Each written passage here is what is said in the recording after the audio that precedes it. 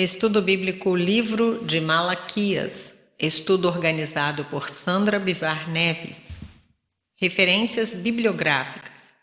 Bíblia de Estudos Genebra, Estudos da missionária Edmeia Williams, site Centro de Pesquisas Ellen G. White, tópico O que significa a Casa do Tesouro e inserções de Sandra Bivar.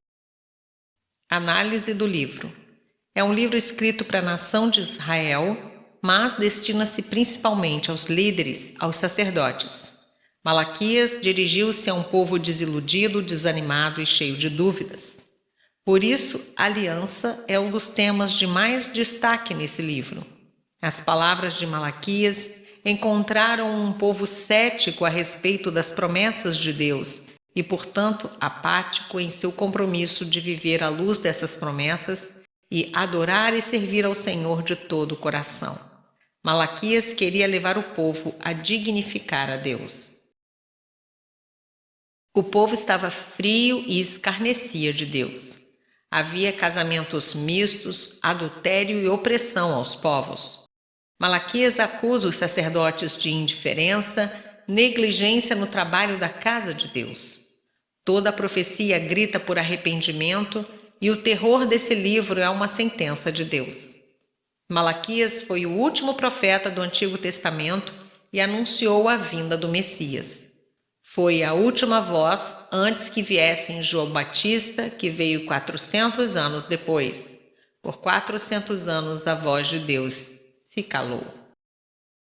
O objetivo do profeta é levar o povo ao arrependimento, mas o falso profeta diz sempre que tudo está bem.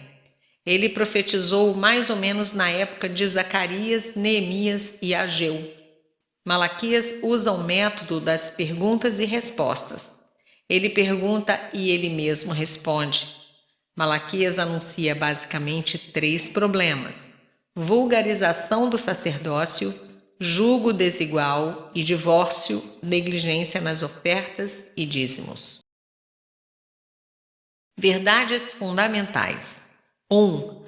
Durante os últimos anos do período do Antigo Testamento, o povo de Israel estava corrompido pelo pecado. 2. Deus ofereceu ao seu povo o perdão para os seus pecados. 3.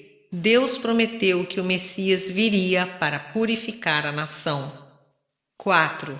Os ímpios serão julgados e os justos receberão sua recompensa no julgamento futuro. Malaquias 1, versos 1 a 5. Deus continuava a afirmar que amava a nação de Israel, mas os israelitas que estavam vivendo em condições desapontadoras após o exílio duvidavam do amor de Deus por eles. Deus teve que lembrar que eles viviam debaixo das eternas promessas do Senhor da aliança, as quais finalmente levariam a bênção. Verso 1. Sentença. Deus tem algo contra o povo. Primeiro, algo contra a liderança, mas todos têm responsabilidade. Os sacerdotes deveriam ser evangelistas, mas não levavam a sério sua função. Verso 2. Eu vos tenho amado. Como um Deus apaixonado, Ele olha para nós e vê Jesus. Por isso não olha para as nossas imperfeições. Em que nos tens amado? Como essa pergunta deve ter ferido o coração de Deus. Versos 3 a 5. Esaú, por suas ações, colocou-se debaixo do cálice da ira de Deus. Mas quando Deus diz que deu a herança para os chacais, ele mostra sua soberania. Quando Esaú despreza sua primogenitura, que era considerada como bênção de Deus, está desprezando um presente que Deus tinha dado para ele. É como desprezar Jesus, que foi a bênção de Deus para nós. E ele é o primogênito de nosso Pai. Jesus foi o presente que Deus nos deu. Esaú foi profano porque trocou a bênção de Deus por um prato de lentilha, por um prazer passageiro, por um desejo carnal. Verso 4. Aqui descreve-se uma atitude de rebeldia, mas Deus respondeu que eles iriam edificar, mas ele iria destruir. No ano 104 a.C., Edom desapareceu. Edom foi o outro nome dado a Esaú. Seus descendentes foram chamados de Edomitas. Deus deu a sentença e cumpriu a sua palavra. Versos 6 a 14.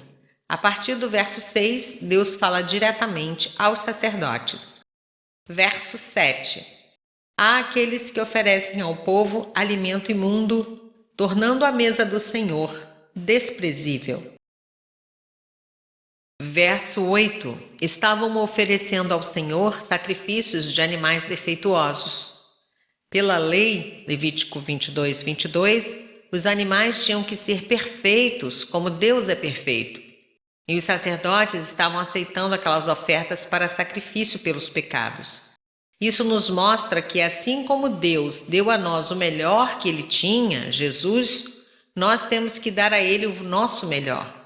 Nossa oferta tem que ser sacrificial, como mostrou Davi, segundo Samuel 24.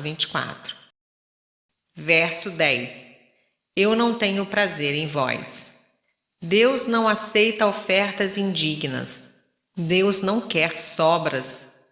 Se é indigna ao governador, quanto mais a Deus. Os sacerdotes haviam demonstrado desrespeito para com a santidade de Deus ao adorar e sacrificar de acordo com seus próprios desejos, em vez de observar a lei de Deus. E hoje, nós somos os sacerdotes. Nota: se o culto é para Deus, tem que ter o objetivo de agradá-lo. Por isso, no verso 10, Deus diz que era melhor ter fechado as portas, ou seja, era melhor que não houvesse culto, pois ele estava violando a lei, portanto estava sendo ofensivo a Deus, que se recusava a aceitar tais ofertas. Verso 11. O meu nome é grande entre as nações. Todo o sacrifício do Antigo Testamento se projetava e apontava para o perfeito Cordeiro, que não tinha defeito nem mácula. Versos 12 e 13. Desprezar é o oposto de honrar e temer o nome do Senhor. E Deus acusa o povo de estar desprezando o nome do Senhor. Verso 14. Pois maldito seja o enganador. Nossa oferta é agradável ou não ao Senhor por causa da vida de quem oferta. Um bom exemplo disso é Abel e Caim. Há pessoas que ofertam o pior, mas Deus amaldiçoa o enganador. Ninguém engana a Deus. Amós 5, de 21 a 27. Eu odeio e desprezo as suas festas religiosas. Não suporto as suas assembleias solenes. Mesmo que vocês me tragam holocaustos e ofertas de cereal, isso não me agradará. Mesmo que me tragam as melhores ofertas de comunhão, não darei a menor atenção a elas. Afastem de mim o som das suas canções e a música das suas liras. Em vez disso, corra a retidão como um rio, a justiça como um ribeiro perene. Foi a mim que vocês trouxeram sacrifícios e ofertas durante os 40 anos no deserto, ó nação de Israel. Não, vocês carregaram o seu rei Sicut e Quium, imagem dos deuses astrais que vocês fizeram para si mesmos. Por isso, eu os mandarei para o exílio, para além de Damasco, diz o Senhor, o Deus dos exércitos, esse é o seu nome. Nota: existe um livro de memória de Deus. Tudo o que fazemos é escrito como um memorial diante de Deus. Deus respondeu às práticas sacrificiais inaceitáveis dos judeus do tempo de Malaquias, enfatizando que um dia seria honrado entre os gentios. O triunfo futuro do seu reino resultaria no verdadeiro culto entre os gentios.